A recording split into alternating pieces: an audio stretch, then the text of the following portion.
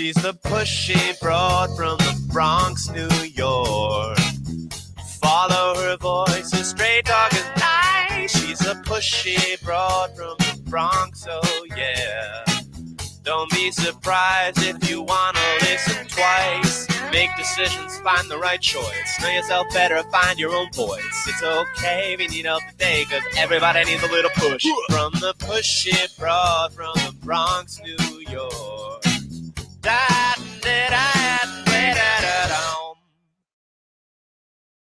Welcome, Transformation Talk Network listeners. My name is Ellen Stewart, and I am the pushy broad from the Bronx.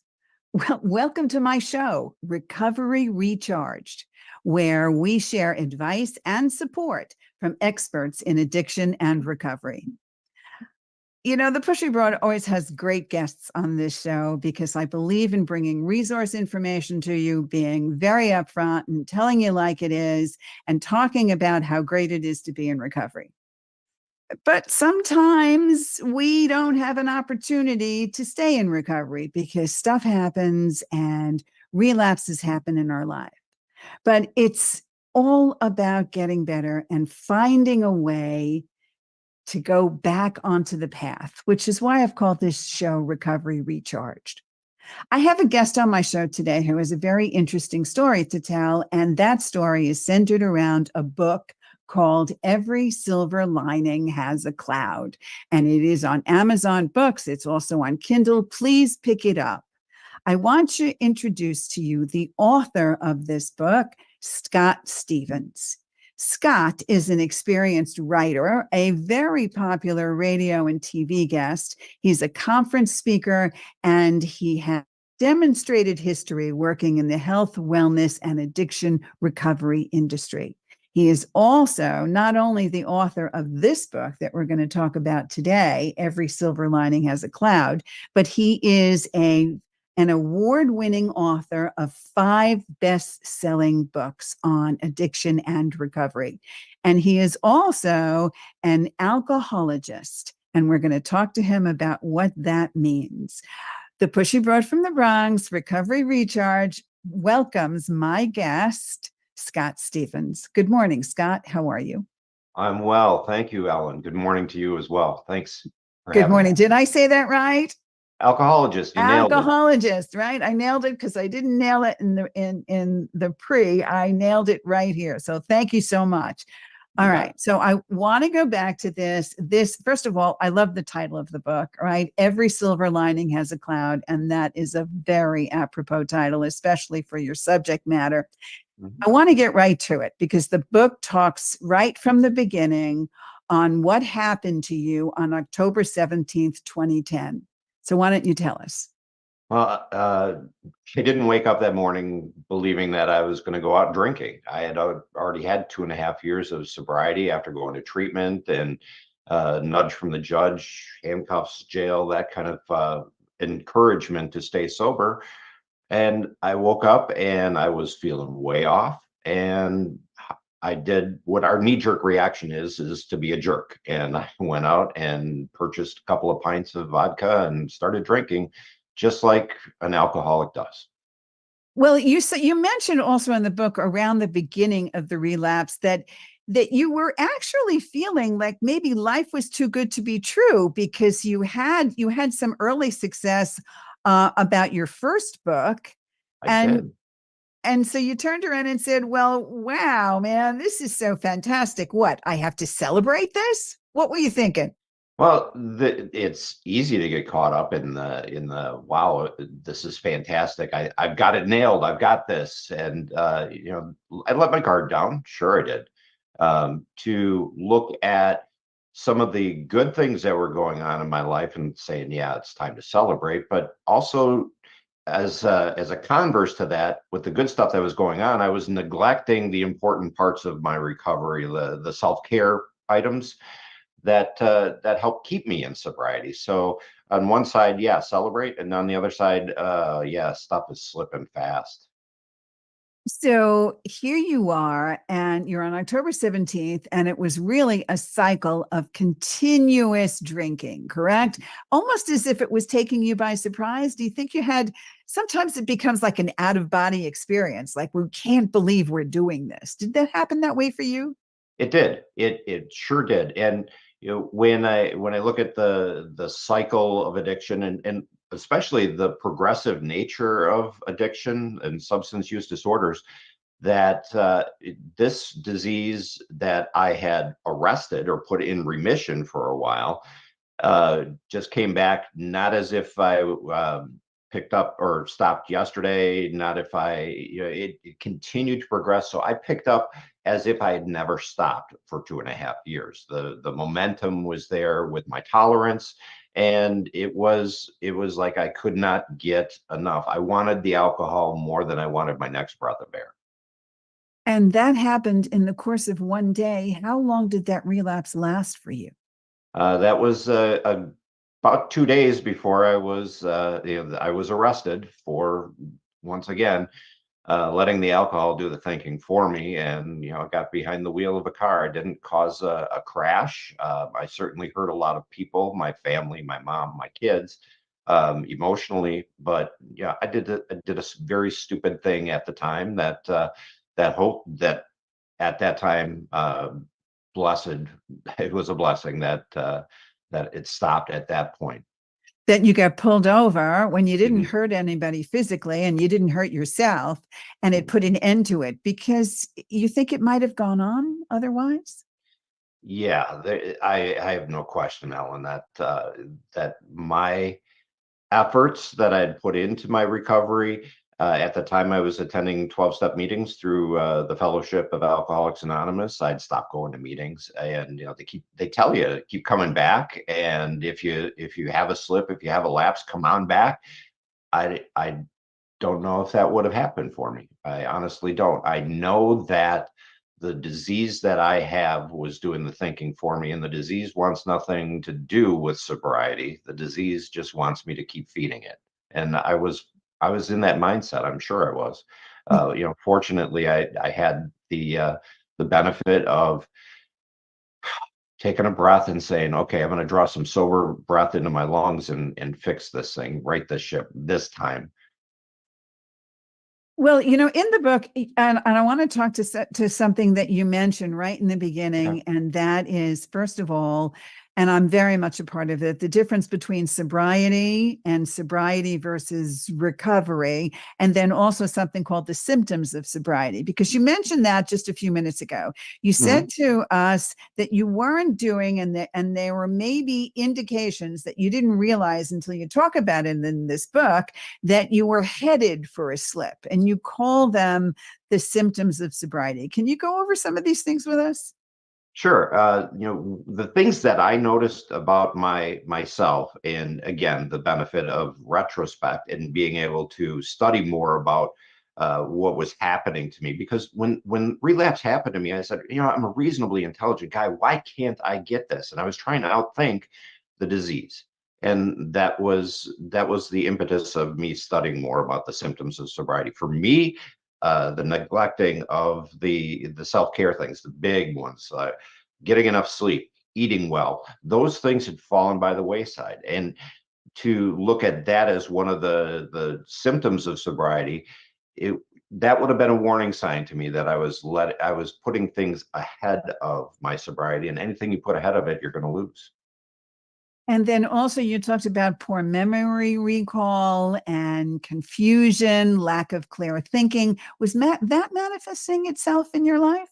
Yeah, that and substitute cravings. Yeah, I was very much into my nicotine at that point, and I was definitely smoking more at that time. So I was overcompensating to the dopamine cycle that I've read up on since then and studied pretty significantly since then. But you don't know what dopamine is at that point. All you know is you need something, and that was my substitute need at that time. So all of those things, the poor memory, oh my God, Ellen, it was a disaster. I would try to read a book, and I would be a paragraph later, and as what did I just read? No retention at all. And this is before you picked up. And this is something that I need our listeners to remember. Okay. And we want to go into this. You talk about the fact that nearly every alcoholic relapses, which is exactly what you did. So here's the big question, and we all think about it all the time. Do you think that relapse is a part of recovery? No, doesn't have to be. It is for many people. The stats are pretty ugly, like 9 out of 10 people who quit drinking go back to it before they find permanent long-term sobriety, find recovery. Doesn't have to be part of recovery. It is for many people. I think that the tendency to go back because we glorify, we think of what it did for us, and that draw is magic until we realize what it was doing to us. So, to look at the substance that we were putting in our bodies, all the magic that we attributed to it. Hey, it relieves my stress. Alcoholics and non-alcoholics alike drink for the same reason. It relieves stress. But then there's the big but. This is something that will kill a person with an alcohol use disorder like myself. You also talk about the difference between lapse and relapse, since we're talking about relapsing and recovery. Can you explain that? A lapse, a slip. Okay, you went out, you caught yourself right away. That's what would typically be considered a lapse versus a relapse. You're off to the races. You're on a 4 or 5 week bender following a period of sobriety. That is a significant relapse where, again, you've re-engaged those rituals of drinking, whether it's morning drinking or planning your purchases, getting into looking at the emotional part and the mental part of relapse, leading to the physical relapse. And I think the other important thing for us to all to remember is that whether it's a lapse or a relapse, the moment that you decide that you're going to introduce mood altering substances into your life, chances are it will immediately be at the level it was when you stopped. You think that's true? Yeah, absolutely true. It's a chronic, progressive, fatal, and primary disease as far as disease definitions go. But the progressive part is the really scary part. You're not picking up where you left off. You are picking up as if you'd never stopped. And that part of it is a frightening proposition when you look at the fact that I was drinking 2 liters of Jack Daniels every day, taking a pull out of a bottle just to get down the stairs to stave off the shakes. To go back to that so rapidly and still wanting more is one of the frightening parts of this disease. And you really lay it out in a way that is very matter of fact, but still scary enough, because I know how difficult that situation was for you. I have 38 years clean and sober. I relapsed in my first year, and I relapsed for a short period of time, but it maybe lasted about 3 weeks. And it really almost brought me some very, very serious trouble. And that gratefully was the first time. But we do find, especially with the clients that I'm talking to, that in the first year and even 2 years of early sobriety, the chances of relapse are quite great. How much clean time do you have now, Scott? 13 years, but I only get today. You know that. There you go, one day at a time. All right. I want to shift it a little bit because we want to talk about what happens afterwards. And you finally and gratefully, you found your way back, which is wonderful. But you outline some of the feelings we go through when we have done something like this. We talk about guilt, shame, forgiveness, and grief. All right. So pick one of those and focus on that for me and tell me how it affected you personally. The guilt part really got to me. I grew up with 12 years of Catholic education in a very strict home. And to look at the carnage, my low light reel was pretty ugly. And to look at what happened, it was instant guilt, but it was also pervasive guilt that kept on coming and coming. I wrote in the book a really meaningful passage about what my guilt meant, connecting it to my childhood when when I'd go to the top of the stairs and try to connect with my dad on a CB radio, and when that crackled away, then I was left in the loneliest place of America, in America. I vowed to myself I would never be that dad to my kids, and here I did that. I did that. So I created that for them. That was my guilt. And to address that, there's a lot of talk therapy that goes on, and to forgive myself and to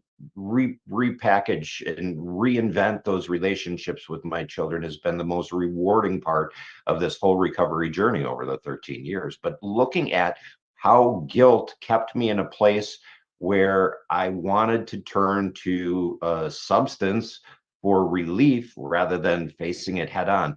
And I say this in the book, and I mean this with my entire heart. We have to talk about the things we don't talk about. We need to talk about that guilt in order for Exactly. get that grip of it off of us. You say guilt, like the dark side of the moon, it may be out of sight, but it's always there. Mm-hmm. And that is something that people deal with for a very long time. I heard some very good things early in my recovery, and I've held on to them. And I have talked to my clients about the fact that guilt and shame are most of the time wasted emotions, simply because guilt and shame usually center around things that have happened to us before, that Mhm. we did, and then feel guilt and shame about it. All right. Mhm. So I turn around and I say to myself, well, I can't change the past. I can't do anything about how I felt. And at that time, if I went back, unless I knew what I know now, I would do the Mhm. same thing over again. So guilt and shame to me are useless. What is helpful to me is to understand that I can make lots of mistakes, but it's my job to make new mistakes in life, right? Not the same old mistakes. And then you Neither one of also, us have a DeLorean where we can go back in time. right, exactly, and fix stuff, which would be fantastic. But you also talk about 10 statements from the foundation of guilt and from Ellis's work that I want to talk about just briefly. I need everyone's love and approval. I should do everything well. And if something bad happens, I should worry about it. Can you comment on those and what happens to the mind of an active addict? We get ensnared in this idea of shoulds and this litany of shoulds that we heap upon ourselves, that these are the things we should do, as if people without the disease can do these things magically. So we get snared up in this, and especially put extra pressure on ourselves in that early phase of recovery, like you were talking about, that post-acute stage, 1, 2, 3 years after you've sobered up. These are the things that we trap ourselves into. And one of the things is, if something bad happens, I should be able to fix it. And part of that comes from my man card, thinking that I have to fix everything. But we don't necessarily need to fix everything. We need to accept life where we're at as being this exact place where we're supposed to be, doing the same thing, facing down what we're facing, rather than how we should be handling it. So that whole Albert Ellis has gotten a ton of great credit, and credit is due there for looking at the ways that we ensnare ourselves like this. And no matter what, I used to think that perfectionism is something that just happened to a woman when she had to make the Thanksgiving dinner perfect or had to make something else perfect. But Mhm. perfectionism is something that happens in the male psyche as well. Is that correct? Absolutely, and it's a trap. It is absolutely a trap. It is going to, even if you don't have the a substance use disorder, it's gonna scuttle a great relationship. It's going to scuttle your financial plans, because you're always striving to attain something that is unattainable. This notion of perfectionism is going to drive you physically, emotionally, financially into the ground. It's not achievable. And when you accept that, then your recovery, your long-term recovery benefits, your relationships benefit. The pressure that we put on ourselves and on the things around us to be perfect goes away. And when you take that pressure off, life's a heck of a lot more fun.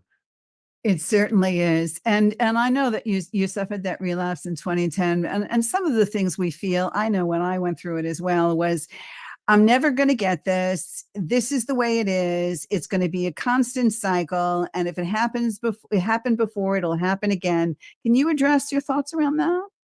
It doesn't have to happen again. And that was the part of looking at statistically, it's 9 out of 10 people. I accept that this disease isn't going to go away. All right. There's not a magic pill.